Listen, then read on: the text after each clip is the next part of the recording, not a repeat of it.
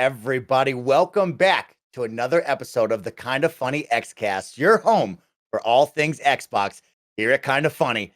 It's a new year. It's a new season of the Xcast, episode 23. We're live.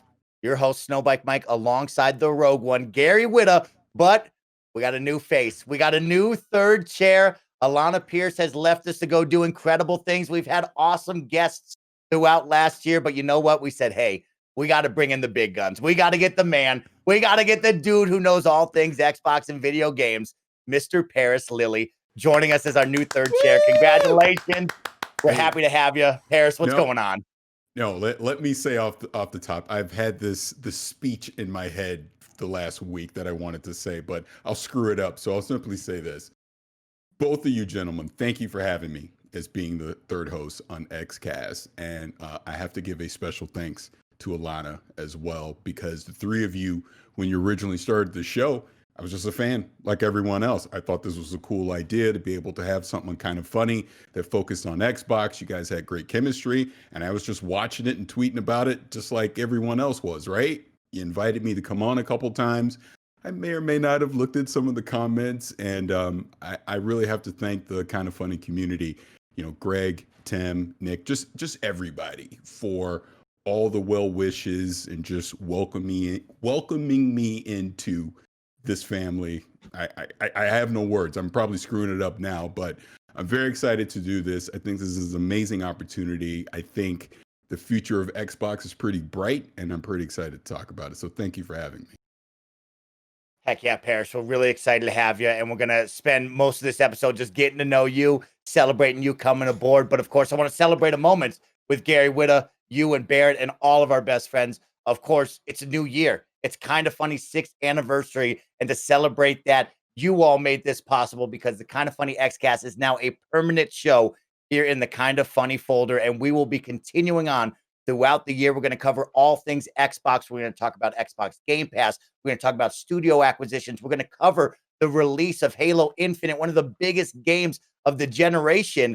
And of course, I know we're all super excited to share that moment. So truly and honestly, on behalf of myself and the whole team here at Kinda Funny, thank you, all of the audio listeners, all the viewers on YouTube, everybody watching live right now on Patreon. Thank you so much for your love, support, friendship, and just encouragement, because you all made this possible. It was a hope and a dream from Gary Whitta. It became a Patreon pledge and a milestone that we all hit. It went from 6-episode pilot season to go on until we tell you no, and we have made this possible. So it is a staple in your Kinda Funny portfolio. We will continue on with the show each and every Saturday, posting at 6 a.m. So make sure to sit back, relax, enjoy your weekend with us. But that's enough about me. Let's check in with our other co-host, the rogue one, Mr. Gary Whitta. Happy New Year. How are you, my friend? I'm very well, sir. Happy New Year to you. New year, new horizons, new season of the Xcast. It's funny, when we did the last one of the year, you almost scared me a little bit, and you scared a lot of Kinda Funny best friends. You'll know what I'm talking about.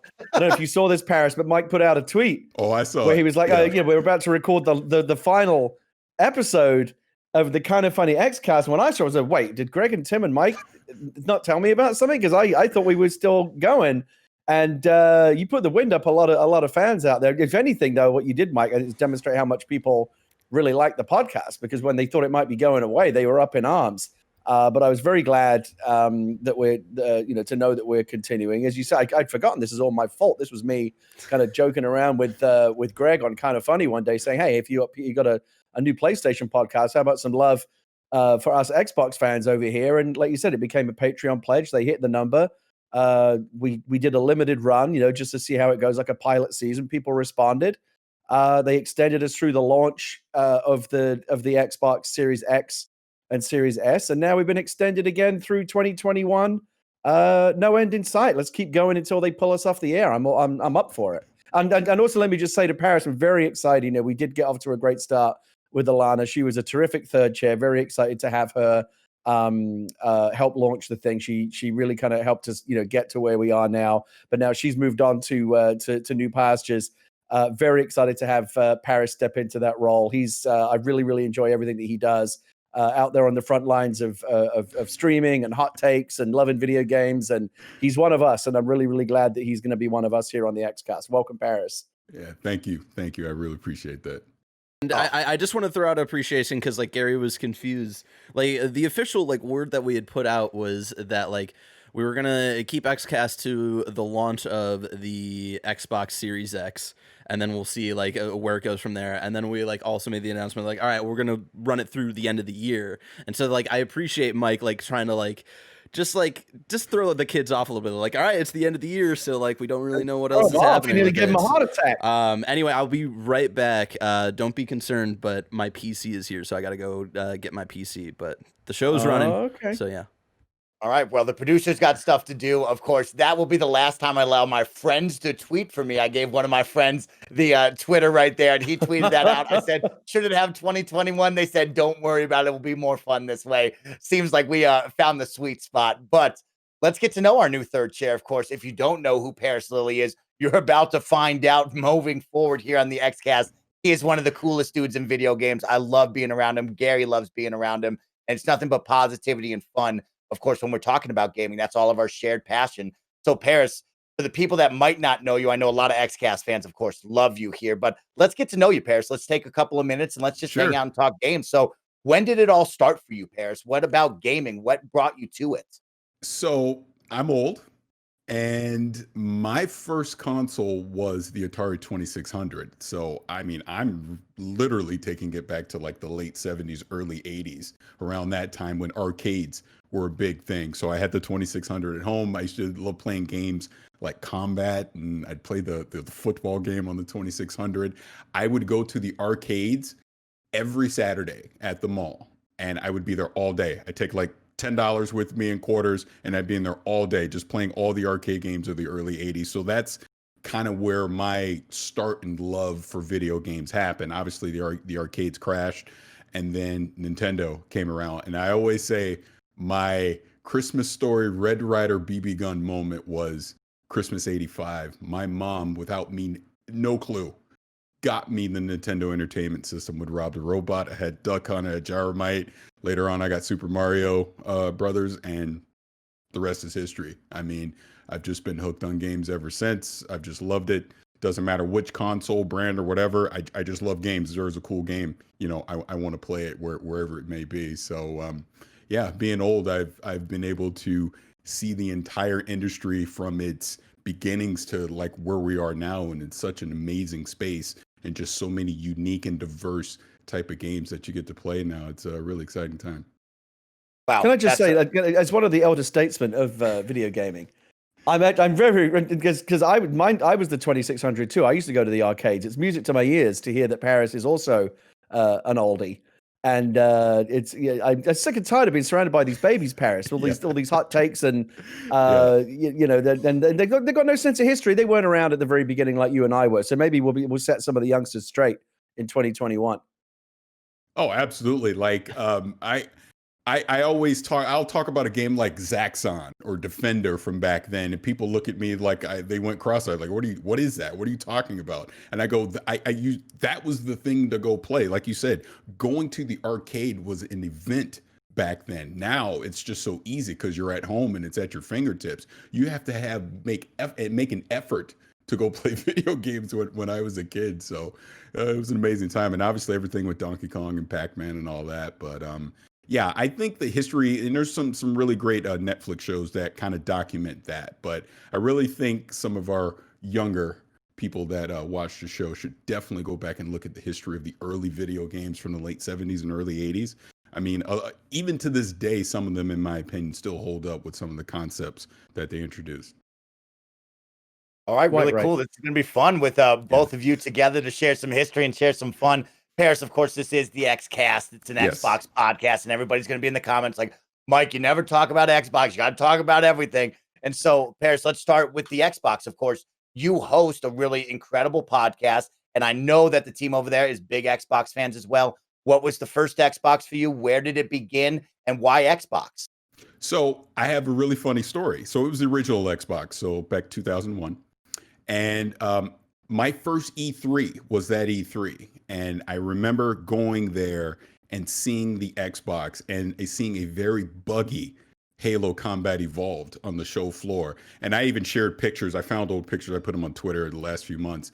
But I remember at that time going, this is never going to work. this isn't going to work. Hey, oh, this thing is buggy. This is a mess. I was there for Nintendo because that's when the GameCube was coming out in those games. But I had no intention of getting the original Xbox at all. It was just by chance on launch day, I went to CompUSA to go get something else. And there's these people standing outside. And what are you guys out here for? They're like, oh, the Xbox is launching. Oh, cool. Just as I'm walking up, the doors opened and they started selling them. So I literally just walked in line. I was like, well, screw it. I'll just get one then. So I bought an original Xbox by chance. I got Dead or Alive 3 and I bought Halo Combat Evolved, even though I had zero faith in it. I didn't even play Halo for about 3 weeks after I had the original Xbox. And then I picked it up and it literally changed my life completely. When I played Halo Combat Evolved, it just proved the concept. It built off of what, GoldenEye and Perfect Dark did on the Nintendo 64 and really showed that you can play a first-person shooter on a console with a controller. And then obviously you had things like X-Link Kai. We started doing online LAN parties, and obviously the rest is history. But long story short, my first one was the original Xbox, and just been a fan ever since. Wow, what a really cool story, and what an odd coincidence just to walk in there and be able to grab one right away. That's pretty fun. Of course, Gary knows we talked about the launch here. Didn't happen like that this year for this new generation at all. You're still struggling to find this. I was going to say right that now. must have been one of the last times when you could actually do that. Just stroll in on launch day and find one. When was the last time you could really do that? I know, right? Yeah, I can't. Yeah, now that you mention that, I can't think of another time since then I've been able, oh, I'm just going to go get it and walk in the store to go get it. You have to plan, pre-order, and do everything else. All right. Well, let's keep it going with the Xbox stuff. Of course, that was the great Xbox memory. Want to know what your favorite Xbox franchise is? There's a lot of great franchises out there. What's the special one to you? I got a feeling all these questions you're going to ask me is going to be pretty boring because they're going to be the same. Halo. It's Halo. It's, I mean, like I said, I've just been such a huge fan of the Bungie Halo from Combat Evolved 2, 3, Reach. I mean, ODST.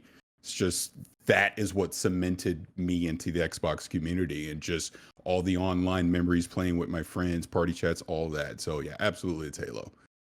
All right, that's an easy answer. How about then I throw a little wrench in it? Okay, Halo campaign, multiplayer, or I'll let you get away with both. But is there one preferred out of those two that you love?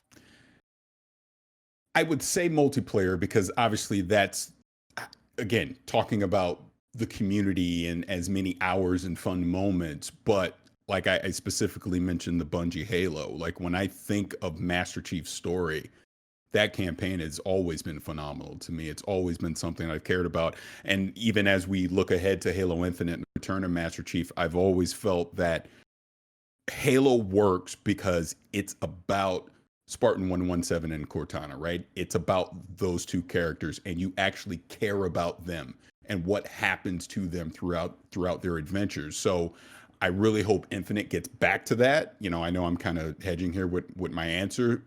Multiplayer, obviously, that's where the majority of my playtime is going to be, but it is that Halo campaign and that story, which is what hooked me originally. Okay, so some multiplayer fun. Then let's go into this one because we'll get Gary involved and me involved in this one. What was your first Xbox Live gamer tag? Can you remember it? Oh no, it's Vicious 696. I've been in it since the alpha, and I even found out because originally, and I'll just say this really quick. Vicious is the villain of Cowboy Bebop, and at that time it was very popular in the early 2000s, right? So that's why I picked that name. And I wanted to be Vicious on Xbox Live in the alpha, and I couldn't. They wouldn't let me pick the name. So that's when I did 696. I found out later that due to whatever the rules were at that time, they banned the word vicious.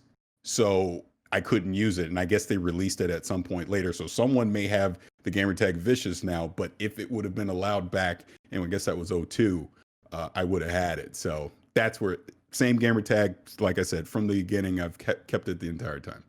Ooh, ride or die. I love that. And a little Cowboy Bebop reference there. It's always cool with me. I love that. Gary Whitta, I mean, come on. You've been around since the dawn of the dinosaurs. What's been the original Xbox gamer tag? It's I feel like Parris and I are going to get along really. There's a lot of similarities here in our gaming history. Sounds like we're roughly the same age. Both started OG generation, Atari 2600. We both had Mike knows this story because I've told it before on the podcast, had a similar original exposure to Halo Combat Evolved. It's still a games journalist back when the first Xbox came out. In fact, originally the official Xbox magazine sent me up to Seattle to review that for the original game for the first issue of the magazine. I think they picked me because at the time my previous job, I had come as the editor-in-chief of PC Gamer, where the first person shooter genre was kind of born and was made. And at the time that Halo came out, if you remember your history, there had been, twin stick controller based, shooters prior to that, but none of them had really worked. And the prevailing wisdom at the time was first person shooters are only ever really going to be viable on mouse and keyboard on a PC. Console, they're always going to be, it's just not going to be the same. And that was based on my experience. I agreed with that. And I went up there kind of with my arms folded a little bit, like, okay, all right, show me what you got. I'll believe it when I see it. And it was about 50 minutes into that first level. I'm like, oh, it works. They did it. It just clicked.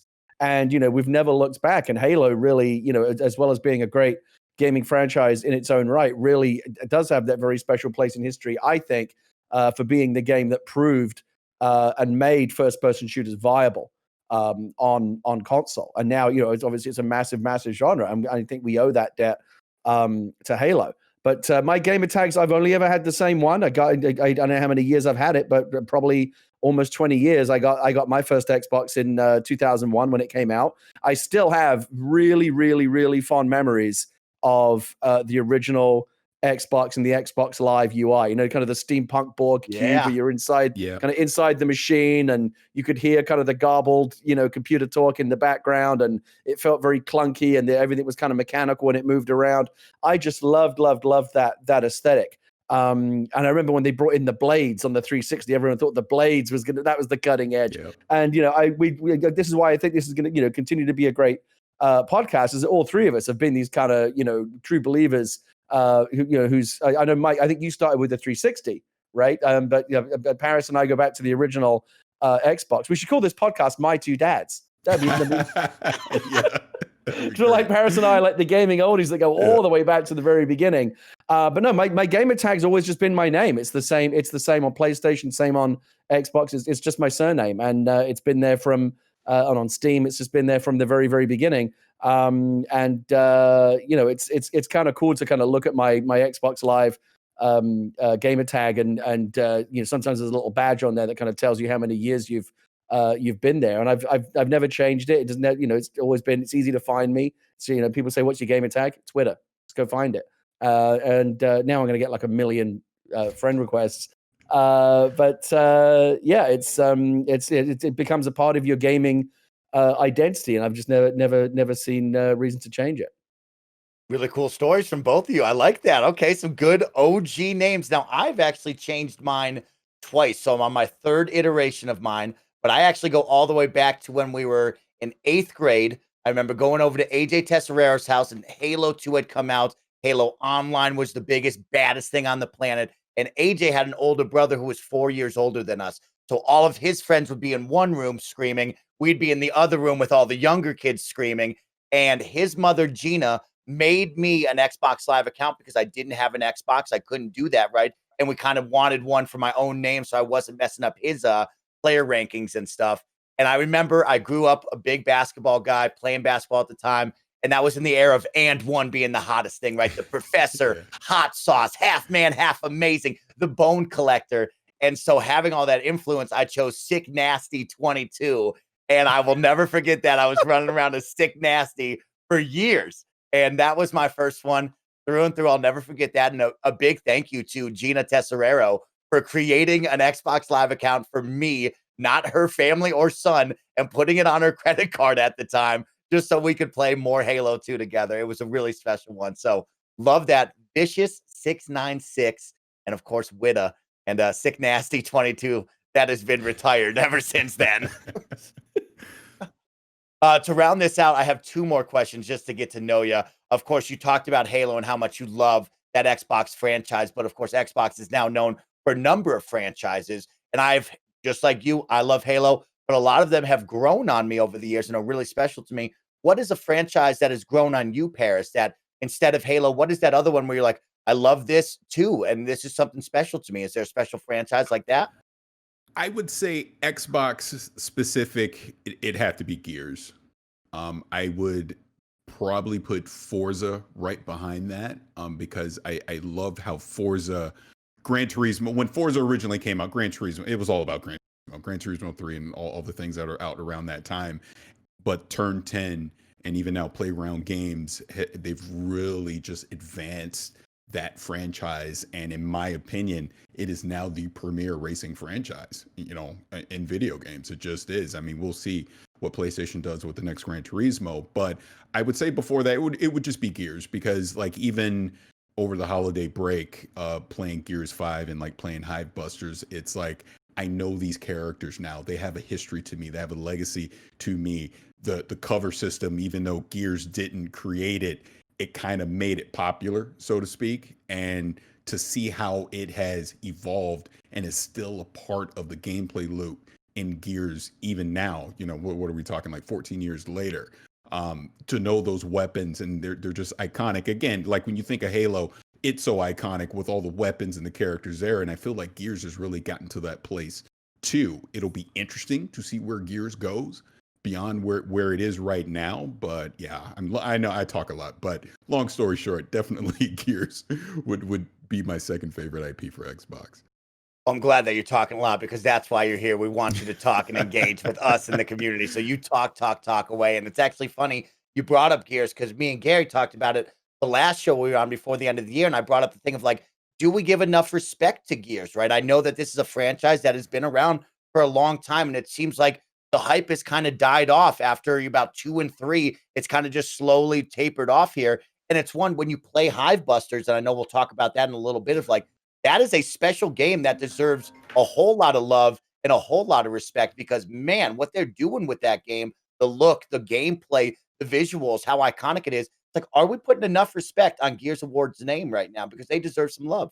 Well, to kind of go back on something you just said, I do agree. I do feel like Gears reached a fatigue point, and I am blanking on what, not 3, but the one that came out of it, the people that are Judgment or something. Judgment. There you go. Yeah. Judgment. I felt like that was the fatigue point for it. So the fact that it went away for a while was a good thing.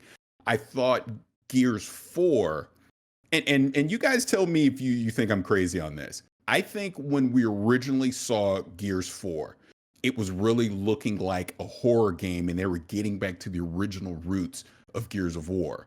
But then what the Gears 4 that we got, they seemed to play it safe. Like, let's not do that. Let's just stay the safe way with it. But then I feel like Gears 5, they started to get to branch out. They made it kind of quasi open world, where it felt like you had the freedom to do what you wanted. I felt like they fleshed out the characters more, and you were able to start caring about them a little more on an individual basis. And then obviously this Hive Busters DLC is taking it another direction. So I'm actually very excited to see where Gears 6 potentially will go with the franchise. I do feel like they've refreshed it now, and I'm interested in it again. But I am curious what you guys might think about Gears 4. Did they play it too safe? Is it what you expected? And am I crazy, or did it look like they were actually going to go a horror route and then they pivoted it at some point? Yeah, I mean, speaking from, I would call myself like a casual Gears fan. I really like the first one. The 2 and 3 I liked a lot also, and then I don't know why, I just kind of like fell off. I just kind of lost interest a little bit. I think the games have continued to be very good and well received, especially in the wake of a studio switch. It's very hard sometimes to do that successfully. The studio that when the studio that made the game steps away and it gets picked up by a successor studio, that's not always the easiest thing to do, to kind of keep carrying on the torch. You want to make sure that like something essential isn't lost, when a new team takes over. And I think Microsoft has done a very good job, in forming, the coalition, and, and having a dedicated team that is just, nothing but like kind of hardcore Gears lovers. I think, the stewardship of Gears has been, I don't have any fault in it. I don't really know why I just kind of lost interest. Maybe it is because, and Mike, you and I have talked about this before, is I just kind of felt like it all started to feel a little bit samey. And what Yeah. and what Parris said about the horror aspect is actually something I've been thinking about. Is like I would like to see them mix it up more. Mike, you and I talked about this towards the end of last year. Like try different things. Like I wouldn't mind seeing a Gears game that's more like survival horror, almost like a kind of Alien Isolation. Like try a different vibe where instead of just mowing down enemies, it's like more contained, more intimate, more scary. It's tough because when you have a big franchise and there's a lot of money riding on each game. I say this all the time. The more money is at stake, the more averse you are to taking creative risks. You just want to keep playing it safe down the middle. Let's not mix it up. But I feel like the more successful franchises have been the ones that have mixed it up. And like a good example, I think to take a good example from Hollywood, from my day job, like the Marvel Cinematic Universe does a great job of this, right? It's all the same universe, but every movie has its own tone.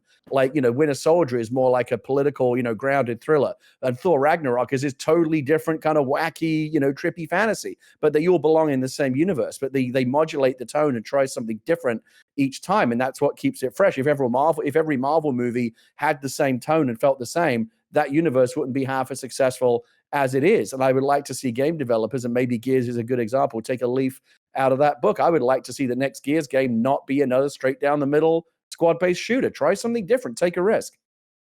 Yeah, you're saying you didn't like Gears Funko Pop? You didn't like Gears Pop? Like, what's up, Gary? They gave it to you, Gary. What's up with that, man? Nah, I'm just teasing you.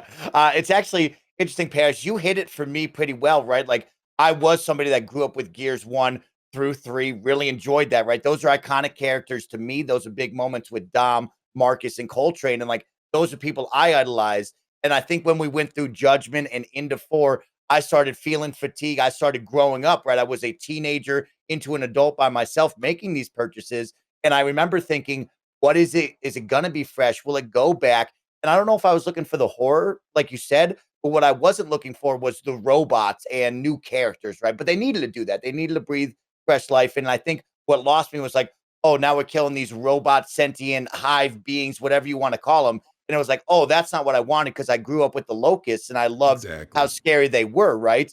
And so now I've hit this fatigue point of Gears 4 into Gears 5, where many of the best friends who are listening know my stories with Gears 5 and how upset I was where, you grew up with a 1 through 4 player co-op story where everybody's a character, and then you go into Gears 5 and they promote a 3-player co-op experience, but the third player is a robot that essentially doesn't do what Gears of War is, right? Like lancers, chainsaws. And I was really salty about that. And so Hivebusters has actually brought it all back for me and rejuvenated my faith and love into the Coalition and Gears, because it was 3 players. Everybody was an actual human being that could do everything. And it was beautiful. It was fun. It was stunning. And so I do agree with you. I got lost here in 4 and 5, but I'm happy to be back now after Hivebusters because it wasn't what I wanted. It was something new and different, and they needed to change it up. New studio, new team. I can understand all that, but Gears is something where I love the name. I respect the name. I love what they've done, but man, I've been lost the past couple of games here, which is unfortunate.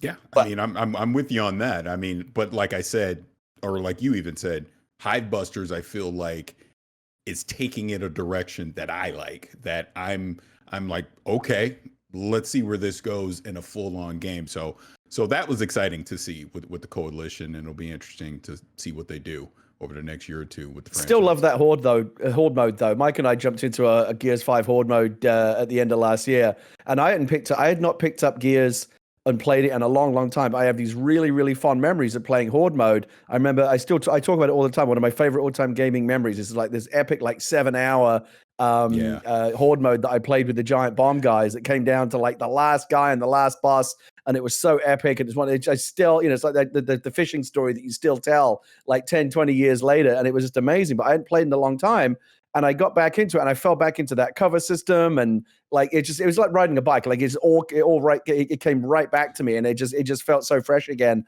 Like I said, I'm never been the biggest Gears fan, but like I love that horde mode, and I have so many fond memories. Like if you ever need an extra man for horde mode, I'm always right there. Call up Gary, he'll be there. That's right. Want to give a big shout out, like you said, to Hivebusters. Another one for me was Gears Tactics. I actually loved and enjoyed Gears Tactics to the maximum. And that's similar to the Halo franchise, right? Where I didn't feel the fatigue of Halo because I love Master Chief and Cortana and everything that they built in that universe. But man, when you built out Halo Wars and you had Halo Wars in 1 and 2, it's like, oh man, here's some fresh blood. Here's a whole new take. I love this. And I really love what they did with Gears Tactics. I know it's been on PC, now over on console. And I hope everybody takes the time to try that because it is I would call it a baby's first turn-based RPG similar to an XCOM where, when I first played XCOM, I was overwhelmed, right? You jump into XCOM 2 and you're like, this is a lot going on. You jump into Gears Tactics, they explain it to you, they take it slow with you, and it's characters you know and love, it's a world you love as an Xbox fan. It was really cool to see that happen over the past year now. Yeah, and that's exactly what I'm talking about taking that mythology, taking that universe, and trying different things with it. If you've got really robust world building and mythology and storytelling and characters, you can apply them in any direction. I feel like the shooters, the straight up cover shooter is always going to be the core of Gears. But when you've got a really, really big franchise where it's something like Gears of War, people instantly kind of go, oh, okay, what's going on there? I like Gears. What you got for me? You can take risks, even with kind of smaller, smaller kind of indie level games, like explore different crevices and nooks and crannies of the universe, and don't feel like you have to hang it on just one big, straight down the middle squad based cover shooter, every 4 or 5 years. Very cool stuff. And that was a great time. Parris, thanks for letting me ask all those questions. Thanks for letting everybody get to know a little bit about you. Of course, it is just day one. We have a lot more podcasts to do, a lot more weeks. I'll get to ask him any question under the sun. We'll get to know Parris more. And of course, we'll get to share more stories and more fun. But let's jump into the housekeeping news because this is the Kind of Funny Xcast. We post each and every Saturday on youtube.com/kindoffunnygames and podcast services around the globe at 6 a.m. West Coast, Best Coast time. So start off your weekend with a little bit of green and some Xbox fun and news. Of course, please subscribe to youtube.com/kindoffunnygames. Like, share, subscribe to the video. And of course, on podcast services, leave a review. I'm checking those reviews. I want to hear from all of you. Tell us what you like, what you don't like, and what we can improve upon so we can give you the best show possible. And finally, we are now a full-time show, which means we do have a sponsor for the show. This week's sponsor is Freshly, but we'll get into that later. Let's jump into the show right now, guys. We're coming back from a nice holiday break. A happy new year to both of you, and to Barrett out there producing on the ones and twos. What have you been playing lately? What's hot? What's not hot out there in the gaming world? Gary, I'll kick it off with you since we just started with Parris. Like, what have you been playing? We play, I felt bad about admitting this until someone out there named it as the best game on the Series X so far. And finally, someone said it. My most played game on the new generation Xbox, and I'm not ashamed of it, Tetris Effect Connected. What a fantastic! You see, the Parris is laughing, but I'm hoping he's laughing because he's feeling what I'm saying, not because he thinks I know exactly what you're saying. Yeah, Tetris is one of the all-time great games. If you're bored of Tetris, you're bored of living. That is one of the all-time greatest games. But it's gotten to a point now where it's hard to improve on it. We've seen all these wacky versions of it. I mean, how many different versions of Tetris have there been over the years? I must have bought, it's probably my most bought game. I must have bought it like 15, 20 different times on the DS, the 3DS, on the PC, on every console that's out there, on my phone. I've had every single version of it. Tetris Effect Connected is the closest you're going to get, at least right now, to perfecting it. It's they should have called it Tetris Effect Perfected. It's so good. The music is like pulsing through every fiber of my being. The multiplayer mode, which was the one big thing that was most missing from the original PlayStation version, I was loving. So, but man, where's the multiplayer? Because we all know that multiplayer is really where it's at in the Tetris world. And they brought out a brilliant multiplayer suite of really, really cool modes. They even have these really interesting variants that only pop on the weekends. When you've got like 48 hours to do these kind of really interesting, unique multiplayer challenges. I'm still playing it. My wife and my daughter, we play. There's a really, really cool mode where 3 of you can basically combine your skills against a CPU boss, and you try to take down a series of ever more powerful CPU bosses. And there's that amazing moment. This is why they call it Tetris Effect Connected, when, if you can max out your meter, your 3 different play fields all connect and become one unified play field. and you feel like all three players are kind of working in concert to kind of finish each other's lines. And it is this, it's almost like it sounds like a cheesy thing to say, but it's almost like a spiritual experience when you're all kind of vibing together and kind of finishing each other's gaps and lines and stuff. It's just magic, just magic. There was a period when I was like almost ashamed to admit that like Tetris Effect Connected was my favorite game of the new generation. Like, does that speak ill? It's like, really, Tetris is like a version of Tetris is the best game in the new generation. That kind of tells you that the games so far aren't very good. No, not at all. What it tells you is it's an amazing, amazing game. And I'll probably continue to bore both of your ears off about how great Tetris Effect Connected is for as long as we're doing this podcast. I just love it. Old man Whitta, you can tell me all about your Tetris games as much. You can do that anytime. My good friend Washburn loves Tetris. I am awful at Tetris, and I love and adore the look of Tetris Connected. I love that I can play with my friends, but I am so bad at it that I can't ever get the beat to actually drop. So I get frustrated because like you can feel it building, right? And then I put the wrong block in there and I'm like, this game sucks. I hate this game. Yes. Drop the beat. I'm sick of this. And I just stopped playing it. Get good, Mike. Get fucking good at Tetris, bro. That's the only solution is to get good. Yeah, I'm with you, Mike. I'm absolutely terrible at it, and even my first exposure to the game, I'll give a shout out to my co-host on Gamertag Radio, Danny Pena. I went to his house with him and his girlfriend, and I started playing it, and they were filming me, and I was terrible. So I've quietly, stealthily been playing it to get good, like you said, Gary. So before I say anything, but I'm still not good. Well, let me extend an invitation to the two of you. We can even make some content out of this. It's the best multiplayer mode is the 3-player mode. There's 3 of us. Yeah. Let's we squad gotta do up. it. Yeah, Let's get it done. I will carry you two over that finish line if I have to. Oh, you carry me for sure. Parris might be a little bit better now that he's training. I love it. Parris, how about you? What have you been playing over the break? So, like we already talked about, Gears Hive Buster. So I've been playing that. The other thing that I've been playing, thanks to Game Pass, is No Man's Sky. Obviously it's had its struggles over the years, and I know it's had a redemption. So I never played it until now. So I jumped in over the holiday and started playing it. It's been a slow burn. It's not terrible to me. It's a slow burn. I'm starting to get into it and understand it. The world. I think I was expecting something else, but it's not terrible. I'm gonna give it more time and invest into it. I do shudder to think what the game used to be if this is the game now that they've quote unquote fixed it at what Hello Games has done. Because like I said, I'm still trying to get into it, but I'm going to keep pushing through and really trying to understand it. But the other thing that I've been playing, and I want to tie this into something else as well. With my family, I have been playing the Jackbox TV, the party games on Xbox. We've just been doing that, all through the holidays and literally every night having a blast, just playing it. Even some other family came over and we just had like these epic sessions going back and forth and just laughing and having a blast. And the reason I want to specifically bring that up is we've been doing it on the Xbox Series S. And I had tweeted over the holiday that I think the Series S is actually my favorite tech of 2020. And I do want to explain why. Clearly, it's not because it's this big technical horsepower thing that does 8K and 1,000 frames per second or anything like that. But if you don't care about resolution, it does everything that its big brother does in the Series X as far as quote unquote next gen things. It can play all the same games. It's just doing it at 1080p or 1440p, whatever the case may be, and play these games at a 60 frames per second potentially. And it's affordable, it's family friendly, and it's just so tiny. It just fits wherever you need it to go.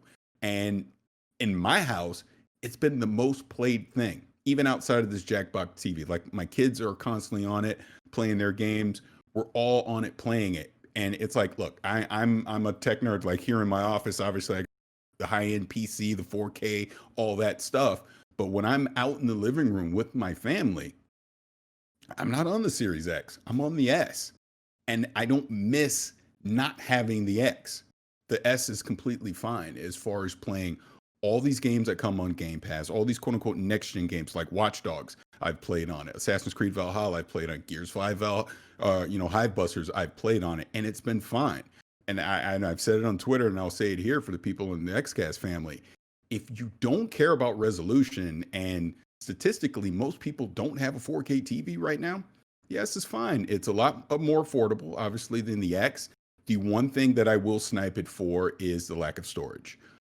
As we start to get into more of the games that truly need to take advantage of that SSD drive, the price of that expansion storage is ridiculous. It's just, that's something I would never recommend to anyone paying that. You might as well go get an X at that point. But hopefully prices for that will start to fall over the next year to 18 months, so that as more of these next gen games do come out that will take advantage of that SSD drive, and you'll need additional storage, it'll be more affordable. Now that'll just make the S the ideal thing. Like Gary, I know you talked a lot about, from a streaming standpoint, it's perfect.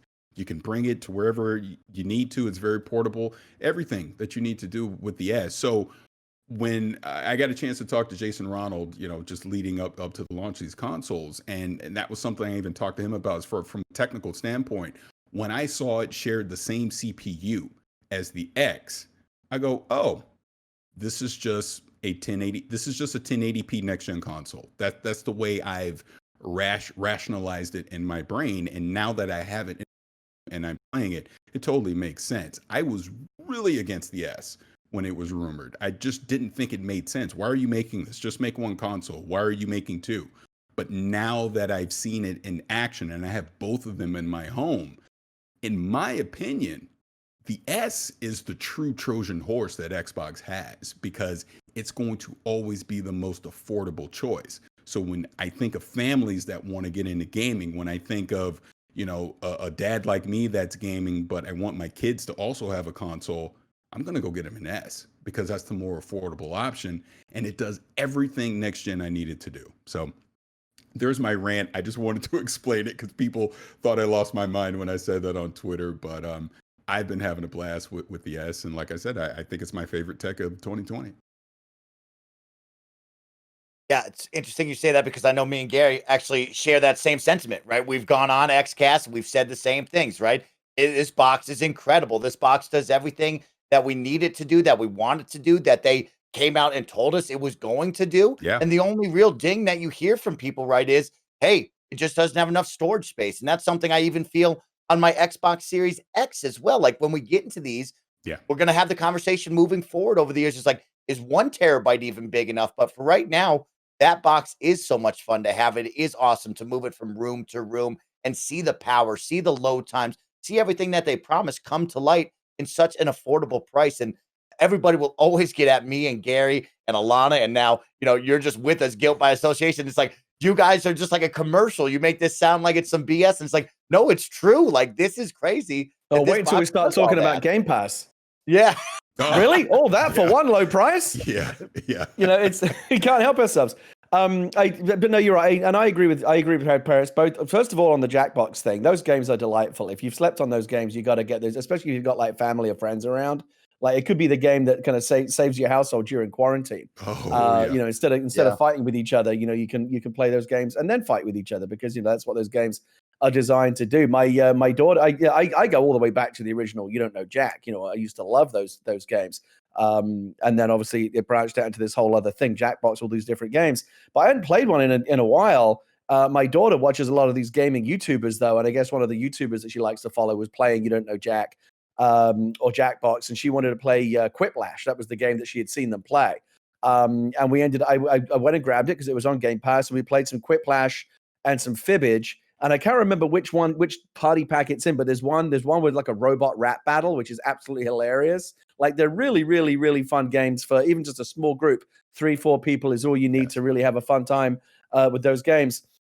And then, on the S, if you listen to this podcast on the regular, it's going to sound like you listen to a rerun right now, because Parris has been saying the same thing as us. And I'll say it again, the S, I think, is for streaming.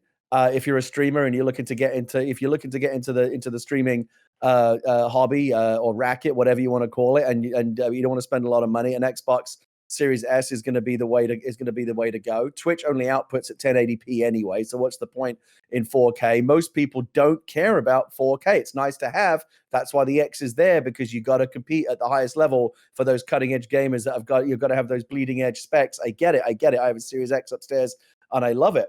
But we're in a little bit of a bubble. We're like all three of us here are like hardcore gaming enthusiasts. Most people aren't. Most people just want a box that is just good enough. And most people can't even tell you the difference between 1080p and 4K when they see it. Sometimes it's obvious, sometimes it's not. But if you've got a 1080p TV in your living room, or if you've got like a lot of, like I'm sitting at my computer right now, I have a 1440p monitor. That's what I play my games on down here. That's the native output resolution of the Xbox Series S. I play FIFA 21 upstairs on my Series X. It looks great. I come down here, I pick up my cloud save down here. By the way, I know that's not an Xbox thing, but how wonderful is that? Just pick up your save on another box because they're all, in the cloud. It's wonderful to be able to do. I come down here, play FIFA 21 on my Series S. Effectively looks just as good. And people ask like, why bother having this other offering? Because that extra $200 is a lot of money for a lot of people, and it does make the difference. And a lot of people look at that Series X and think, it's a bit too pricey. They may even look at the digital PS5 and go, even $399. I don't know, $299 though. Like some kind of chemistry happens in your brain. Think, well, okay, that's a little bit more affordable, and it's going to do the job for you. And the Series S is never going to be the sexiest, headline grabbing part of Microsoft's offering because it isn't the highest spec box. But I guarantee you, it's the one that is just quietly doing the business behind the scenes for Microsoft, churning out units to people that otherwise wouldn't be in the market for a next gen console because they're just too expensive.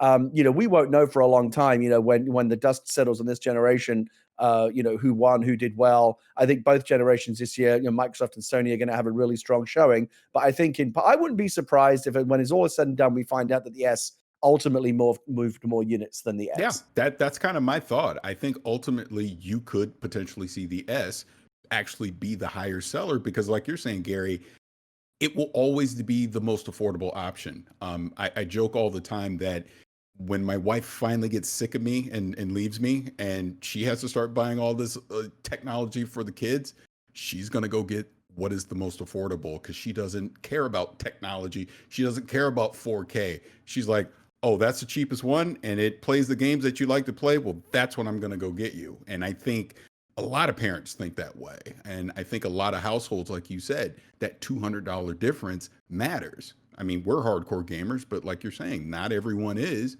And if they can just get something that plays the games that they want to play, if all they play is Madden and NBA every year and it plays it and it's cheaper, that's what they're going to go get. And I do agree with you as well that the only real strike against it is the storage. I thought the 512 was really disappointing when I first saw that. We all know how big game installs are these days, especially on a digital only box where there's no disc version. You're going to have to install everything full freight. You're going to run out of space real fast on an Xbox Series S. The additional storage right now is too expensive. Again, as you rightly observed, Parris, the price of a Series S and an expansion card, may as well get a Series X because it basically is the same money. My one prediction is I do think you will see at launch, obviously Microsoft just couldn't make the numbers add up. But the terabyte that they would love to have seen in there, plus the $299 price point, something had to give, right? And they made the decision they would rather go with the smaller storage than the higher price. Because again, it was all about, I think what happened with Xbox, and I wasn't in the room, but my guess is they came up with the price first and said, this is the price we want to be able to offer people a machine at. Find a way to make that work. And if you have to make compromises here or there, we'll talk about it. But they, for the most part, they made very few compromises. The storage is the biggest one. My guess is maybe not a year, maybe 2 years from now, you're going to see a new rev of the Series S, and they will jack up that storage because that's the biggest mark against it right now. Yeah, makes sense. Well, both of you have actually touched on things that I've been doing over the break. I haven't been doing much gaming because over the break, I took some time and I tried to do some adulting. Of course, up here in Lake Tahoe, we've been stuck in stay-at-home orders, in quarantine, this world that we live in COVID. And I've just been getting sick of staring at the walls of my house, and I wanted something fresh. So I decided to start painting the walls of my bedroom, of the gaming studio. And that means I've taken down a lot of my different equipment and put things in boxes and have reorganized. But the coolest part is I'm still part of the Xbox ecosystem because I've been playing a lot of Project xCloud on my phone. And I'll lay in bed at night and I'll bring out the phone, I'll put on the Razer Kishi, and I'll just scroll through what they have. And it is truly incredible to now, we'll talk about later, is I'm playing Injustice 2 late at night on the phone. I'm playing some PES soccer on the phone. I'm continuing my Witcher 3 save on the phone, which is the coolest to say, because I love that. And I love the ability to, like, man, I've broken down the house. I have nowhere to play right now because everything's in a box. But then all of a sudden just move on over to the bedroom and say, oh, I'll play on my phone for a couple hours.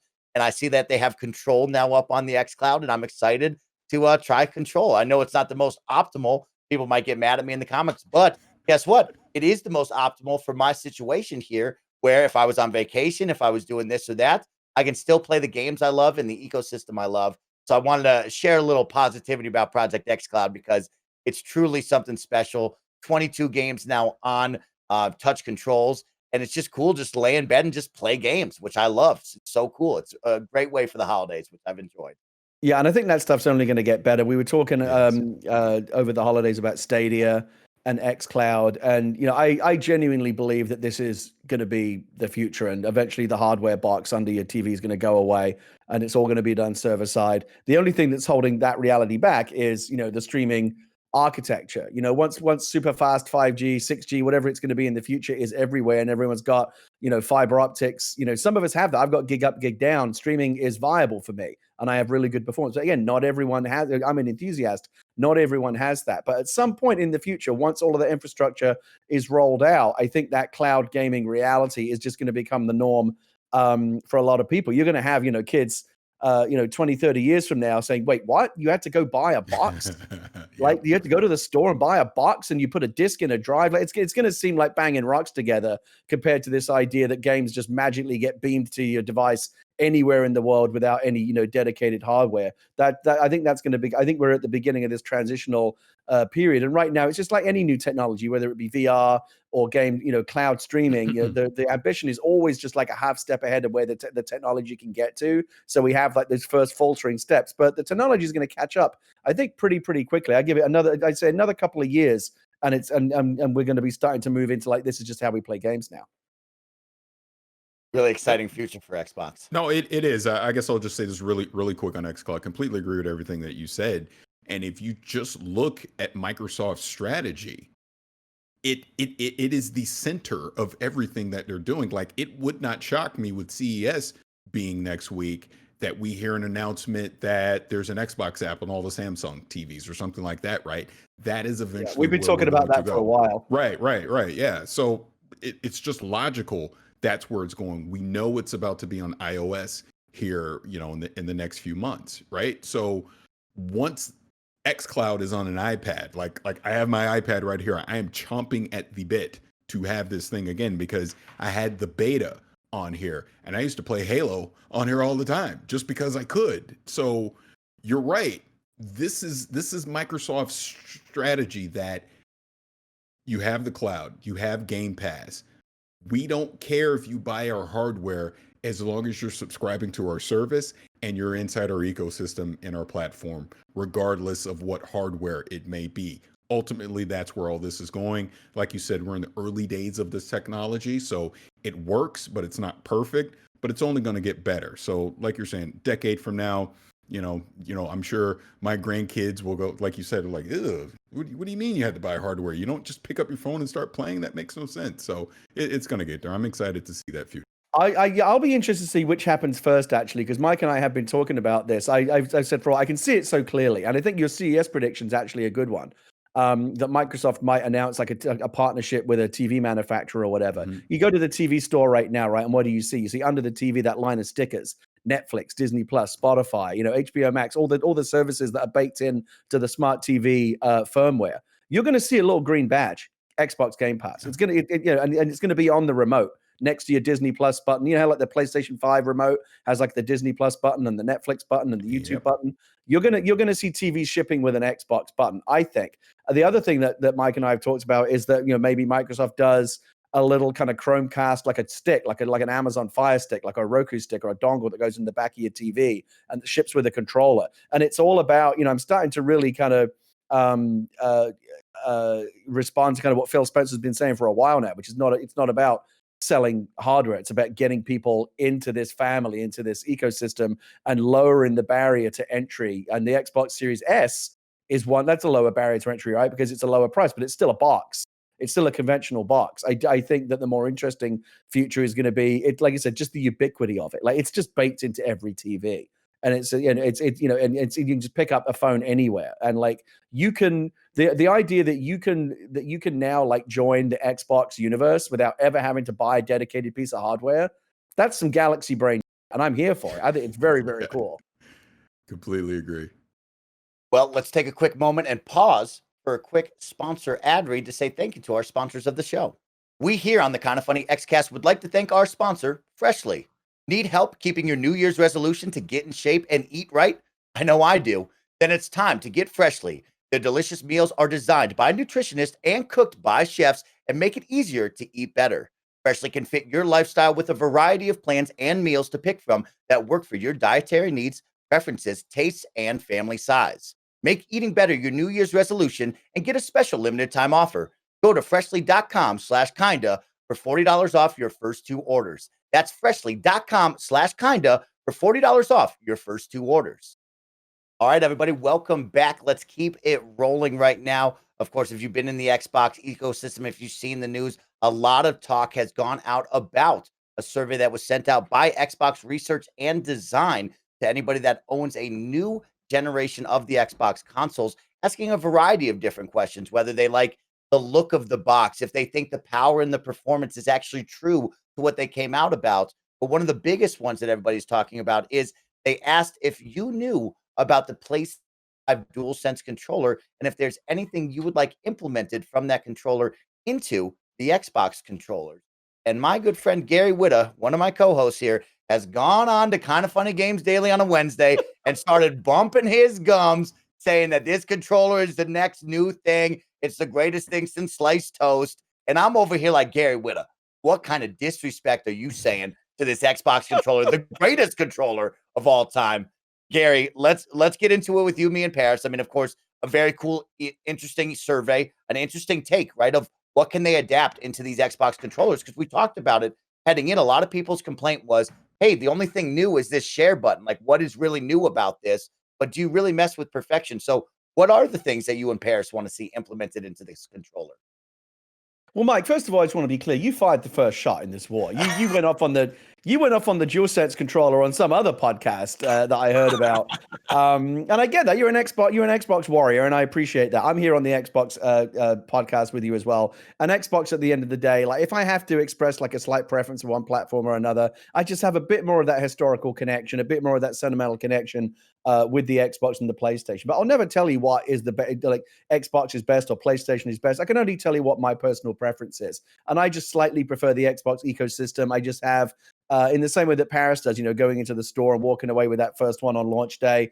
A lot of it is just your own kind of personal, sentimental attachment to it, and I get that, and I do have a slight preference for the Xbox, but I also have a PlayStation 5, and I love that too.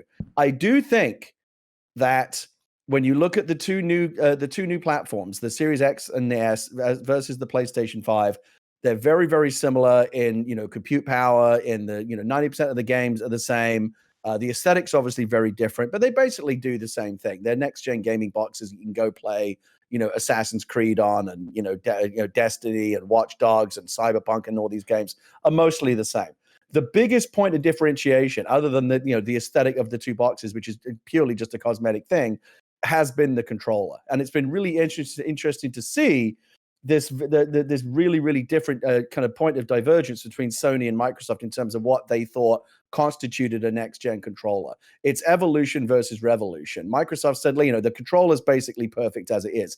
And they're not wrong. Most people will tell you, most people will agree with you that the Xbox One controller was as close to a perfect controller as you're going to get. So again, if it ain't broke, don't fix it. No need to no need to reinvent the wheel. The share button was a nice addition. That slightly rougher texture was a nice addition. But these are very, very minor things. They're just tiny, tiny tweaks to a controller they didn't want to mess around with that much. Sony, I thought, took a much bigger risk. They took the DualShock 4, which is a controller that Sony fans will tell you that controller is perfect. And that form factor's basically been the same since they added the dual sticks to the PlayStation 1 controller. It has barely changed at all. the DualShock 4 Wait. was perfect. Whoever said that shit? With the PlayStation fucking people. useless touchpad and shit. Let me Have you not been on Twitter? Here's what you need. Here's what you need to do, Barrett. I will after we're done here, I will drop a tweet into my Twitter feed about how the Xbox One controller is the best controller out there. Watch what happens to my fucking mentions. Nothing but People are coming DualShock out here 4 being like, stands. oh yeah, Oh no, DualShock. it's DualShock 4 now. DualShock. I mean, I I've will say stopped the talking about DualShock it because 4 these from the fucking people, DualShock they 3 or show up in my whatever. mentions every time.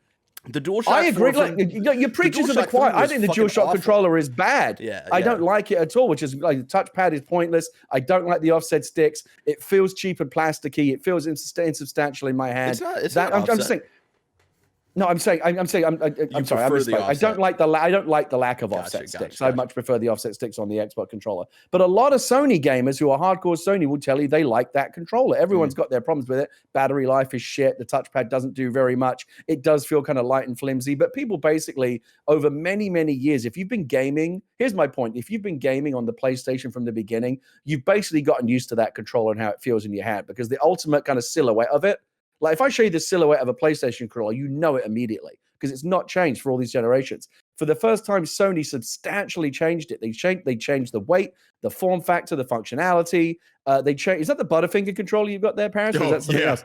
I love that Butterfinger controller. Love that one. Love it a lot. I've got the Baby Yoda one, and I'm just gonna say this out here. Like I prefer PlayStation stuff. Like I really like the DualSense. I agree with Gary saying of like going from the DualShock 4 to the DualSense. A lot of improvements, a lot of great stuff. But I will say, like, I've been playing a lot of games on PC with my Baby Yoda Xbox Series X controller that I got from Greg, and I've been getting used to it. And I picked up my DualSense controller for the first time in like a week, and I definitely feel I prefer the shape and feel of the Xbox Series X controller in my hands. And don't get me wrong. Just to finish my point, I still agree with you. It's still my preference. But in talking about evolution versus revolution, I think that it was evolution on the Xbox side, closer to something like revolution on the Sony side. They took a bigger risk. They changed the controller much more. They added a lot more technology. Play Sackboy or Astro's Playroom for 5 minutes and see what it does in terms of that haptic feedback and the adaptive triggers. And it really, it isn't just like a controller that buzzes or rumbles in your hand. Like, it really does feel like the controller is doing all kinds of different crazy shit. The speaker and anytime you hear sound coming out of the speakerphone, out of the speaker, that's delightful. It's really, really just nice to have the microphone built into it for voice chat. You don't have to plug anything else into it. And just aesthetically, actually, it no longer feels like a toy. It actually feels like a next-gen piece of hardware or something. I still feel like the aesthetic of the Xbox Series X controller still feels a bit like a plastic child's toy. It's a brilliant, brilliant controller. I just feel like the new Sony controller just feels and looks a bit more like next-gen hardware to me. And I've been on tenterhooks the whole time because Parris told us that he withheld his opinion on this. I said Parris is going to be the tiebreaker because I know that Mike and I are at opposite ends of the opinion spectrum on this. I want to hear where Parris falls. Well, Parris, Mike, tell us where it is. So, Mike, I have some bad news for you. Oh, Parris, no, you can't be on the wrong side. Don't do it, Parris. Gary is 100% correct. And like he mentioned, Astro's Playroom. Look, I know this is an Xbox show, so I'm going to keep this short and sweet. I agree. My main use is an Xbox controller. I have the Elite controller. Like you said, I'm messing around with this Butterfinger controller. I play a lot of games on PC as well. I'm using the Xbox controller. But what Sony did with this DualSense, when you talk about that survey that we both got, when I got to that, my response was the haptic feedback. That has changed so much because you literally it's almost like you can feel what you're doing in the game. And again, I'll just use Astro's Playroom as an example because it truly takes advantage of every aspect of that DualSense controller.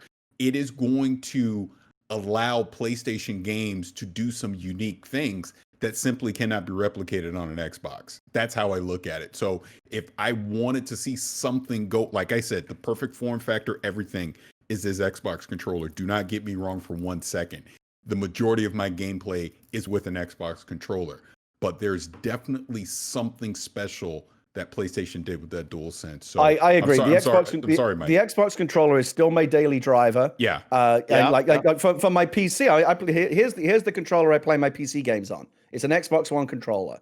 connected to my PC via a USB cable. So it's still the controller I'm most comfortable with. It's the controller I really prefer to use. I'm just saying, stepping away from all the platform warrior bullshit and just giving credit where it's due. Yeah. Sony really did some next level shit with the Rumble and the other next gen features they had. Phil Spencer even spoke to it. He gave Sony a lot of props for what they did with that controller. My guess is behind the scenes, when Microsoft saw that DualSense controller and put it in their hands for the first time, they were like, fuck, they kind of got one over on us here.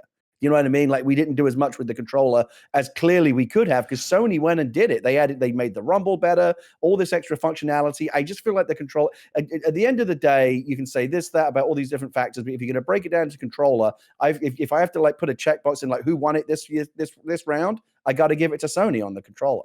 I completely agree with you. And I think you bring up the great point, like you're talking about with Phil Spencer. If I'm in the planning of these next generation consoles, I'm looking at the Xbox One controller and I go, I'm not changing a damn thing on this.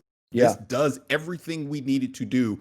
Don't mess with a good thing, so to speak. Whereas I think PlayStation did need to mess with what they were already doing with the DualShock 4 and try and change it. It clearly worked. And like you said, I think Xbox is probably looking like at this going, oh man, wish we would have thought of that, because it did work. Yeah, for sure. But I also think from an Xbox standpoint, why risk it? And like we're both agreeing here, as great as the DualSense is, the majority of my controller gameplay time is still with an Xbox controller. Honestly, there's nothing wrong with it at all. I think they're both great. And listen, again, let's give credit where it's due. I think overall, the overall picture in terms of innovation, overall, I think Microsoft is going to take it this generation with the X, the S, the xCloud stuff, all the other stuff that they're doing and going to continue to do. I kind of feel like Microsoft innovated more across the board. It's only on this particular issue of the controller. It's like, okay, got to give the point to Sony here. And you may be right, Parris, that again, it's because the DualShock controller is less beloved than the Xbox controller. I think with the Xbox controller, they were like, man, we shouldn't mess with it. We kind of got it down. Like, let's not upset anyone and take a risk when we already have it pretty much the way people like it.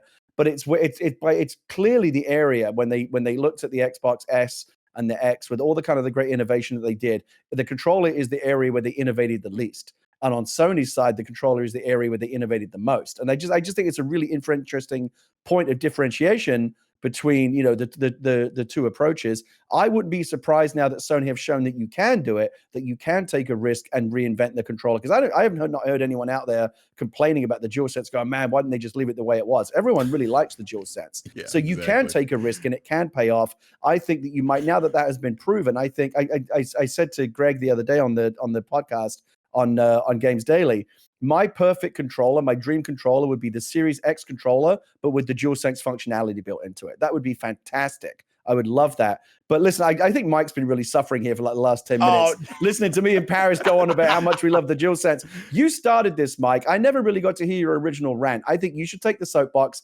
I want to hear the problem you have with the DualSense. The people who are listening know the soapbox argument that I make. That is, the DualSense sucks, plain and simple. $5. It sucks. Okay, it sucks. I don't like it at all. But I love the Xbox controller. I know I'm crazy like that. But really, what I wanted to know was, as of course this survey asked, right? It's like, what are the features that you would like to see from this DualSense into the Xbox? Right? We know that both controllers are great. No matter where you play, you're gonna love this. And like you said, this is such a huge upgrade from that DualShock that I am pleased with what they did. But there's a lot of these gimmicks that I'm going to call that I don't actually like or care for, that I would want to see in this Xbox controller. And I think Parris touched on the only thing that I would want, right? And he said the haptic feedback. I would like to see that increased rumble into the console or into the controller if we were going to really look at it. I absolutely hate the adaptive triggers.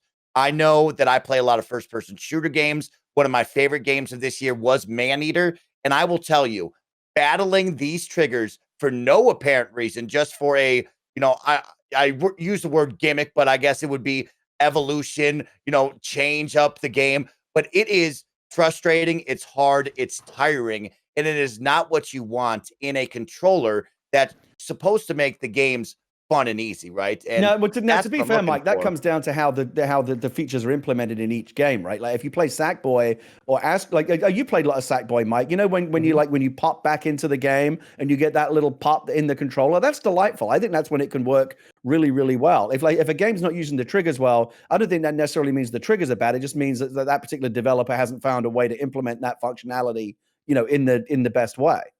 Agreed. And that's one, like like I said, I like the haptic feedback. If I was going to give Xbox any credit or feedback, it's like, hey, let's evolve and let's elevate the rumble in here, right? But when I look at the other parts of the DualSense, the gyroscope comes to mind. I don't need a gyroscope in my controller, right? I'm trying to play the game. I'm not trying to whip it sideways.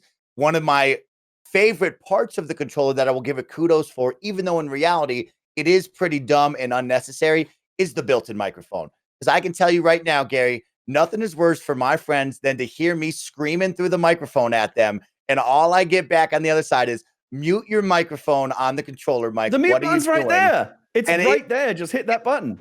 Where it's like, why would we build in the microphone? Remember when we used to complain for Death Stranding about the baby was crying through the DualShock?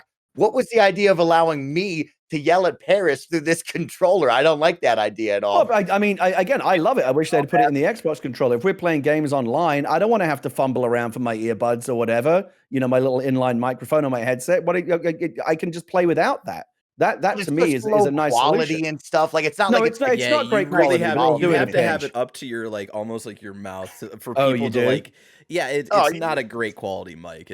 I agree. I It's agree. I almost, don't like that. not worth putting it in there. I agree that I don't like the gyroscope stuff. I'm amazed that I remember when they first brought that in with the 6-axis and people hated it. I'm amazed that Sony stuck with it. But it's at the end of the day, it's nice to have it's an interesting thing to talk about because again, to me, it's really the only major difference between the two. Again, apart from the cosmetics, it's the only major difference between the two systems. Power wise, functionality wise, they're 90% the same. Game library wise. And additional features, they're 90% the same. The controller is really like if somebody asked me which system should I get, I'd have a couple of questions for them, but I would put each controller in their hand and say, which one do you like? Because they're not the same. And we're all gonna, just as we're doing right now, we're all gonna fall into our different camps of which ones we like. We prefer better. People are gonna have strong feelings either way. I just thought it was an interesting point of observation as someone who looks at what the game industry is doing, that Microsoft and Sony took these really, really divergent approaches, evolution versus revolution. I'm really glad that Sony did what they did because I hated the DualShock 4. I don't hate the DualSense. I actually kind of like it. So now I can play Sony games without having to think, shit, but I got to use that crappy controller that I don't like. I actually like the new one. I think the best way to kind of sum it up is the fact that Microsoft even asked the question in the survey, so clearly they know, hey, Sony absolutely did something right. With what was the specific DualSense. question that they asked? Because I didn't get the survey. Now, what was the features that you would like added into the controller? So that's what I want to ask you too before we move on is, Parris, will let you start first. What is the features, right? We talked about the form factor. We talked about how we feel here, but to round this out back to the topic is, what are the features that we truly look at this controller and say, man, I would like Xbox to implement this into my controller? Is it the adaptive triggers? Is it the haptic feedback? What are the small things that you would like in here? And I'm speaking from a personal standpoint. That's what I want to know. Yep. I have big hands, so I actually wish the Xbox controller was slightly bigger. Okay. One of my favorite controllers was the Scuff. Was it the Scuff? The one that starts with an E. It was one of the Scuff controllers because it was bigger, and I found myself using that one way more than I would use anything else because of the size. I gotta ask you, Parris, because you talked about bringing home that first Xbox on day one. That means you played with the Duke. You like with the big hands. That probably worked for you, right? Yep, it's perfect. I wish it would. I wish it would come back permanently. But the question I answered in the survey was the haptic feedback. That's the one thing I would like to see them bring into the Xbox controller. And I think, because I went and grabbed my Elite controller. I think the Elite controller overall, out of all this stuff, this is the best video game controller on the market. Is obviously very expensive as well. I wish this was the default controller for the Xbox. I think it does some great things. I think when you talk about the triggers, I think the way that you can set the different trigger pressures here on the Elite controller, I like it better than the adaptive one on the DualSense, so to speak. So it really comes down to a thing of, I think Xbox is doing some great things with certain features, but I think PlayStation is doing some great things as well. It's almost like if Scuff or someone could create a controller that just combines all of them into one to make the perfect controller, I'd be in heaven. I love that. Yeah, I actually like that they took feedback. A couple of as someone who has an Elite controller, I like that they took one or two design cues from the Elite. Obviously, they're not going to be able to bring over the build quality and all that because that's why the Right. Elite's such an expensive controller. But that one thing that I really liked on the Elite, which I was really glad to see come over to the Series X and S, is the new D-pad. The 8-way kind of saucer Yes. dish D-pad is, especially when you got to go to those corners, so much more effective than just having the old 4-way pad. There's a lot of little design cues from the Elite that I thought were smart for them to bring over to the new gen controller. Gary, over to you. What feature would you like added into your Xbox controller? I touched on it earlier. I want that haptic feedback. I want the HD rumble. To me, we've been having we've had rumble in game controllers now for many, many years, and it's never really evolved. Even on the Series X, all it really does is buzz and vibrate. That's it.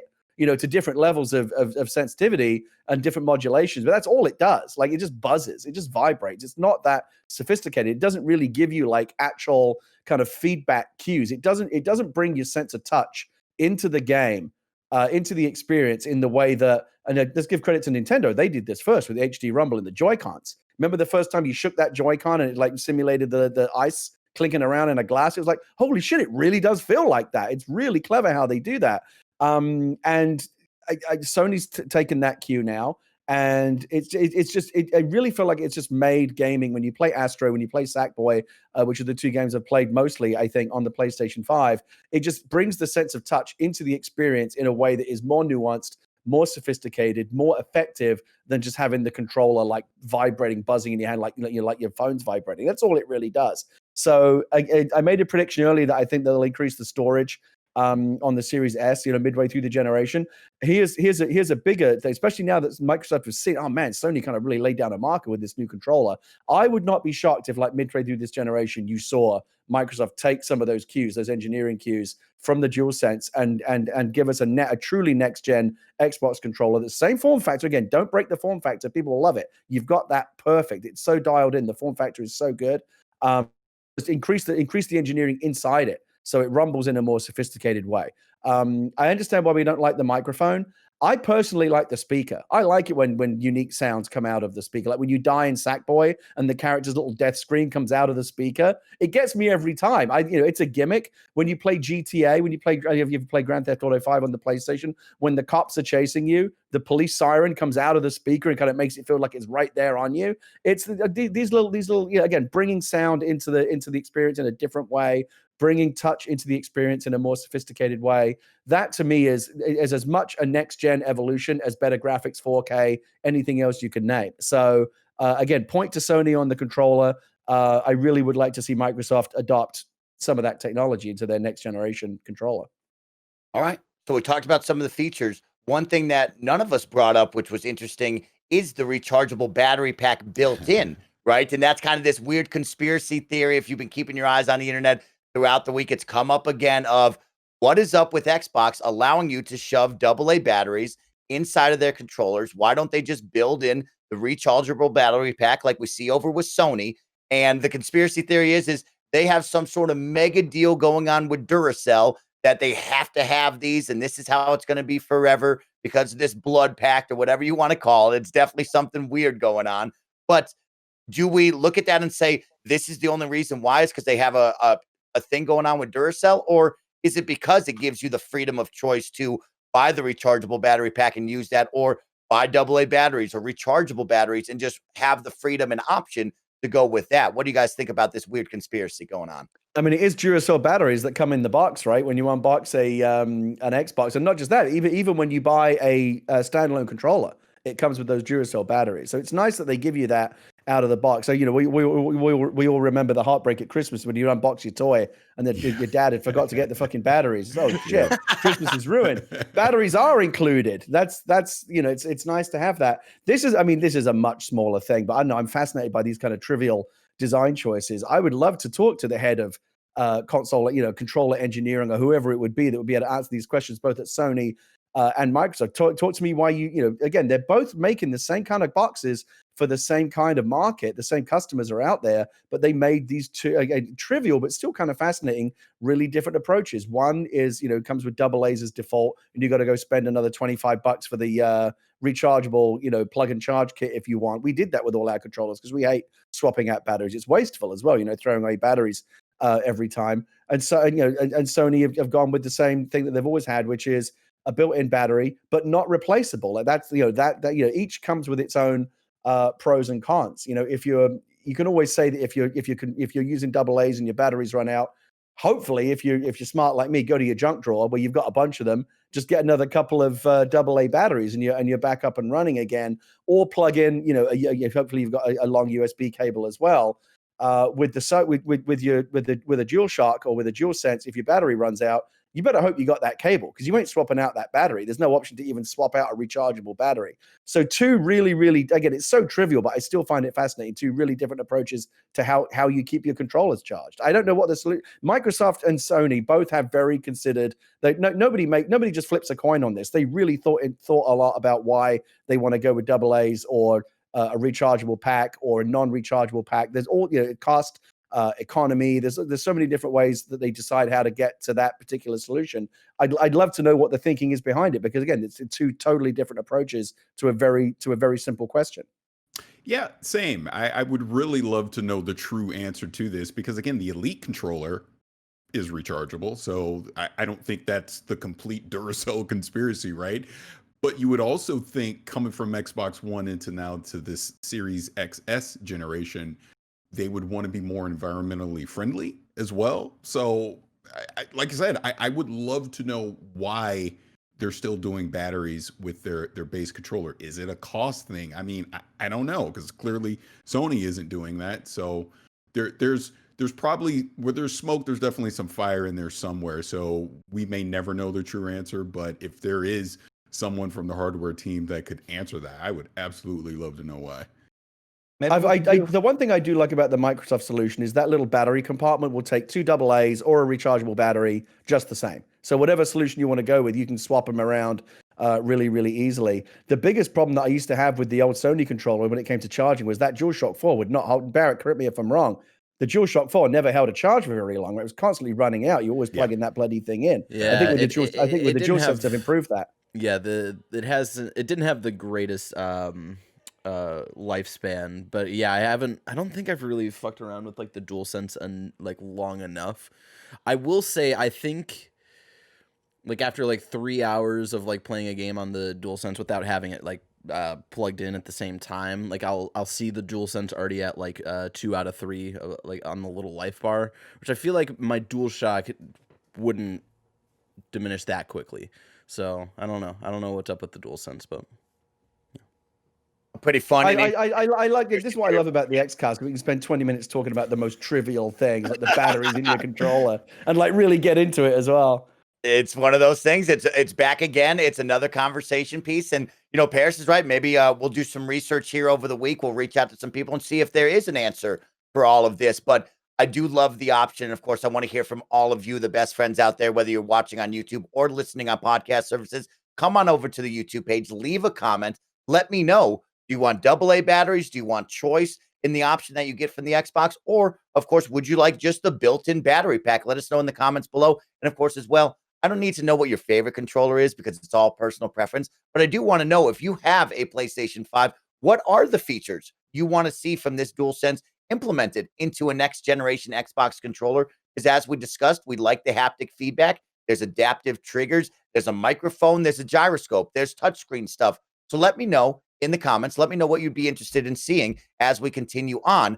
But let's round out the show right now. Quick heads up for all of our listeners and watchers out there. Your January Games with Gold. Bear, don't even worry about the video. We're going to run through this. Little Nightmares, January 1st through 31st. Little key information on this one. It does have a sequel coming out in February. So you're going to get this game with Games with Gold, and you can play the sequel in just a couple of months. Little Nightmares is dope. I recommend you all play it if you haven't. Love that. Of course, one of my favorites growing up on Xbox, and I'm sure these two will contest that as well, Dead Rising, January 16th through February 15th. It's the remastered version. It's coming at you at 1080p, 60 frames per second. Dead Rising, a cult classic, a special franchise over on the Xbox side, and something that's truly special. Go all the way back to the original. Guys, have you ever played the Dead Rising franchise? Oh, yeah. One of the launch titles. I got it right when Xbox One first came out. So good. Same exact thing. Running down zombies with a ride along lawnmower. It was the best. Yeah. It's the coolest. King of Fighters, I believe that's King of Fighters 8, January 1st through 15th, and then Breakdown, January 16th through the 31st. Some quick Game Pass alerts for all of you starting on January 7th, which was 2 days ago. If you're listening to it now, is esports or eFootball PES 2021 season update, Android and on console. Injustice 2 is making its way to Android, console, and PC, and Little Acre coming to Android and console on January 14th. Neoverse is coming to PC. Torchlight 3 is coming to Android and console. What Remains of Edith Finch is coming to PC. I'm going to call this one Yick, a postmodern RPG coming to PC. Don't know the name on that one. It's just YIIK. So Yick, Ick, I don't know. We're going with that. Leaving Game Pass, of course, you all got to know just in case you want to play it one final time. On January 15th, FTL, Faster Than Light, will be leaving. Oh, a classic. My Friend Pedro will be leaving console and PC, which is a very fun game, something to check out. Sword Art Online, Fatal Bullet is leaving console, and Tekken 7 will be leaving console as well. So there's your quick Game Pass updates, and one that I want to bring to everybody's attention throughout the month of January. Of course, if you are unaware of the program called Microsoft Rewards, we really want to make sure you are. So over the coming weeks, over the coming months, I will continue to inform you about the Microsoft Rewards program, how you can get involved, a little more in-depth look at it coming forward. But just a quick one for all of you. Of course, there's a big January Gamer Score Challenge. So the catch is if you obtain Gamer Score beginning January 6th until January 26th, you can receive the equivalent number of reward points to a maximum of 10,000. So make sure, I'm going to say it twice, ensure to activate your punch card. Ensure to activate your punch card before you begin grinding Gamer Score, because that's a big catch right there. If you don't activate it, you won't get these reward points, but activate your punch card and then grab some achievements you have never unlocked before. Up to 10,000 Gamer Score will equal 10,000 reward points. Of course, we'll talk about the rewards program, but it's really, really cool program where you can earn points to buy Game Pass Ultimate subscriptions, get gift cards of your choosing. And one that I really saw yesterday that I was blown away with and that I loved is I had 21,000 points in reward points. And a cool one is if you don't want any of that, you can actually turn your reward points into donation dollars towards awesome charities and foundations like the CDC Foundation, Global Giving, Gamers Outreach, and more. I took all my 21,000 points, turned it into $21, and gave it to the World Wildlife Fund. I thought that was really something special. I do like that. That's actually really cool. And something I wanted to make sure we highlighted, talked about, just so you all are aware, right? That it's something that goes under the radar. Gary was like, oh, is this what this is? And yeah, there's a lot to it, and we'll discuss a lot. Yeah, more. Because every time I boot up a game now, I get this daily quest ready to turn in. It's almost like a little bit irritating, but eventually I was like, fine, I'll go do it. And I went and like cashed in my points, and I looked at the stuff that I could redeem. There wasn't anything in particular that I was interested in redeeming, but the charity thing, like, yeah, it's just if I now that I know I can do that, anything I redeem will just go straight into that. I love that. And to round it out, just a big required read. Again, if you're looking for something fun over the weekend to check out and read, Xbox, The Oral History of an American Video Game Empire, coming from Bloomberg by Dina Bass. You got to check this one out. It's all about the story from the idea to the team building, Bill Gates' insanity, what they dubbed the Valentine's Day Massacre, which was Bill Gates yelling at all these developers who were trying to create the console, to how they created Xbox Live. And then, of course, The Rock and the big reveal and so on.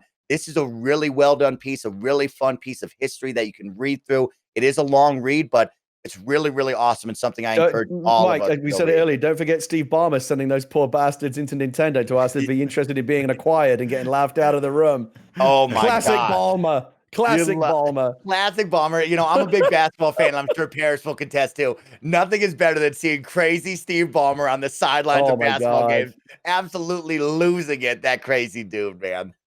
One of the great figures in tech history. The man who staked his reputation on the fact that the iPhone would not be a success. I love it.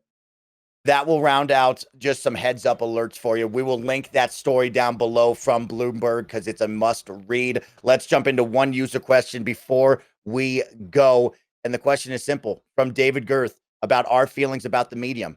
How are y'all feeling about the medium? I'm pretty optimistic for it. There seems to be some cool stuff going on with the SSD. And honestly, it looks to be doing something a bit more radical than Ratchet and Clank. Not a fanboy thing, just his observation, he says. But Why do we think it's flying under the radar? Parris, this is one of the big titles coming to Xbox at the end of the month. Where's the hype? Where's the energy towards this game? Well, I think they did a very smart thing and did not release it in early December when they planned to. I think it was the day and date with Cyberpunk. It would have been absolutely buried if they did. I think there's some holiday fatigue in there that no one's talking about it, but it seems like now we're starting to get previews coming out and it's starting to ramp up. I won't go as far as saying, oh, it's not going to do something that Ratchet and Clank is doing, but he's correct that to me, this is the first Xbox game that is truly going to take advantage of that SSD drive. The fact that you can simultaneously have 2 levels going. It's a horror game. It seems like a nice blend of Control and Alan Wake, so to speak. So maybe, I don't know, maybe Remedy might want to sue. I don't know. But I'm interested in it. It looks very interesting to me. I can't wait to get my hands on it. And yeah, we'll see. Like you said, I think this, well, clearly it's the first big game of 2021. And I think we'll for sure start seeing more people talking about it here in the next couple of weeks. I think it looks good. I think it's right that they were right to. It would have gotten lost in the holiday shuffle. I mean, who knows? I mean, maybe it's a brilliant game and it would have risen to the top on its own merits. But even good games, have a hard time. Again, Cyberpunk sucked all the oxygen out of the room. Yeah.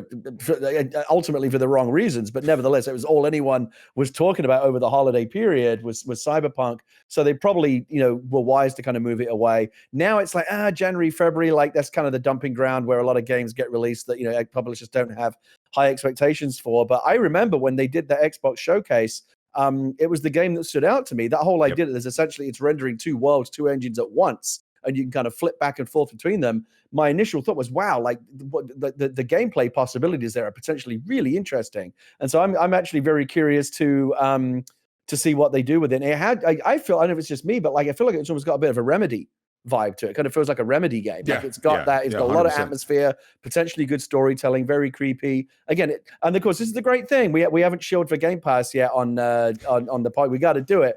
What's the harm? Ain't going to cost me nothing. Well, whatever space it takes up on my hard drive and the time it takes to install, why not give it a try? That's the beauty of Game Pass. It becomes this window into a whole world of discovering games that otherwise you might not have taken a risk on. I used to bemoan the fact that after, remember back in the days of the Xbox 360, Microsoft had a rule that every game had to have a demo. So you could try every game before you could buy it.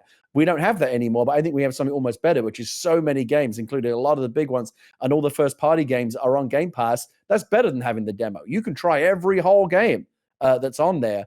And there's a bunch of games. I'm trying to think, what was that? Like Carrion, I think was the last one that I tried recently. It was like, I probably would not have picked that up, but I tried it because it was risk-free for me to try, and I ended up loving it. That's for me, is the biggest selling point of Game Pass, is not necessarily that it saves you a lot of money, although it does. It's just that it allows you to try and explore and discover so many other new games that otherwise you may not have taken a risk on, because it takes the financial risk out of the equation. So I guess now that I'm the third permanent member, I'll go ahead and get my Game Pass shill in for the week. Get in there, get it in there. And say that, with getting the Series X and the S, the 1X I actually gave to my oldest daughter, and she has that in her room. And I gave her a Game Pass sub, so she has her own thing. And it's been fascinating over this holiday. She has told me about so many indie games that she's discovered on Game Pass that she's been playing just in her spare time. And that's the point. That is the 100% point of what Game Pass can do, because it allows games that you may never have heard of before to now be discovered, and you're going to talk about them. And then obviously with social media, you're going there.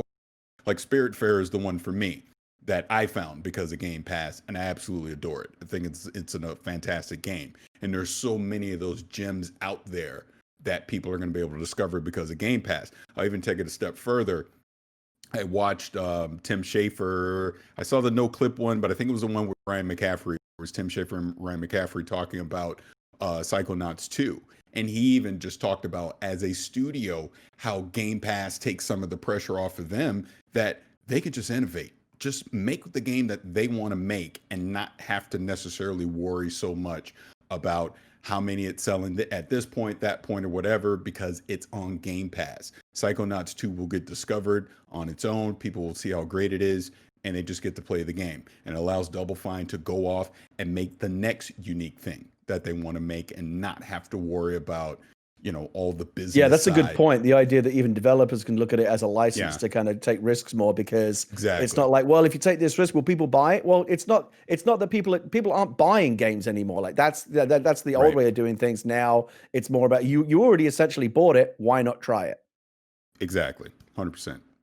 David, for me to round this user question out, of course, I share the optimism, the hype, and the energy towards the medium, just like these two. I am very excited for the end of the month to jump into the gameplay, see the power of this console, see this idea of this game running 2 levels, 2 worlds at once, and jump back and forth. And I am a big baby when it comes to horror games, but through the power of Game Pass, this is a game that I probably would skip and save my money on. I'm going to definitely check it out. And I think you're seeing it fly under the radar right now is because we're all coming back from the holidays, right? We just had a big holiday period. The world is imploding around us, and we're doing our best to stay positive and do what's right on planet Earth and move forward. So there's a lot of outside factors here, but I think in the next couple of weeks here, you're going to really see it ramp up, because this was a showcase piece for Team Xbox here, and they're going to do that in just a couple of weeks with this game. So thank you for the user questions. Thank you to everybody who has tuned in on youtube.com/kindoffunnygames, who has listened on podcast services around the globe. Of course, I'm your host, SnowBikeMike. That's Gary Whitta, and this is our new third chair, Parris Lilly, joining us here on the Kind of Funny Xcast for Season 2. It's a new year. It's new energy. It's new fun. It's a new console generation. It's time to celebrate video games. Parris, where can everybody find you, and what awesome stuff are you doing? So you can find me at Gamertag Radio. So gamertagradio.com. I have my own YouTube channel. So just search for my name, Parris, Parris. And I am always rambling about something on Twitter. So that is at Vicious696. Love that. Gary Whitta, what cool stuff are you doing, and where can my best friends find you? youtube.com/Gary Whitta. We actually have a big compilation video coming up soon. The best of Animal Talking. We're working on a big compilation video of all the best clips, all of our best celebrity guests. That's going to be coming to YouTube soon. Twitch.tv/Gary Whitta. I did quite a bit more streaming over the holidays. You can always catch me playing Fall Guys or whatever, I'm in the mood for. Mike and I often squad up and play games together.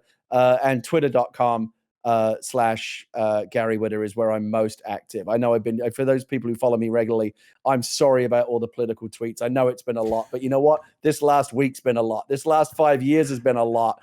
Hopefully that will all calm down soon, and we can just get back to relaxing and playing video games. This has been, like we said at the top of the show, Mike and Parris, this has been a crazy week to try and kind of like dial in and focus just on playing video games and all the kind of crazy energy that's out there in the world right now. So this has actually been a real treat for me. The timing for this at the end of this week to sit down for a couple of hours with you guys and just talk about video games has been just the tonic I needed at the end of this week. So and hopefully people have enjoyed listening to it just as much. So thanks to both of you. I love that. Of course, I am SnowBikeMike. You can find me on all social media platforms at SnowBikeMike. Of course, this week it was announced that I have joined Kind of Funny full time. So I will be leading. Thank you, Parris, and thank you, Gary. Thank you, Barrett. But of course, the big one is I will be leading the daily live streams Monday through Friday, right after Kind of Funny Games Daily. I will be going live on twitch.tv/Kind of Funny Games with one of your favorite Kind of Funny personalities. We're going to be hanging out with you, the best friends, the audience, the community here all across the globe. We're going to be playing video games. We're going to be talking. We're going to be engaging. We're just going to have fun. So make sure to stop on by, hang out.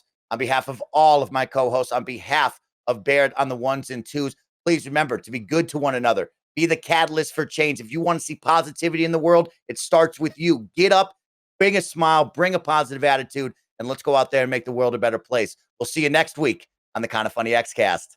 See ya.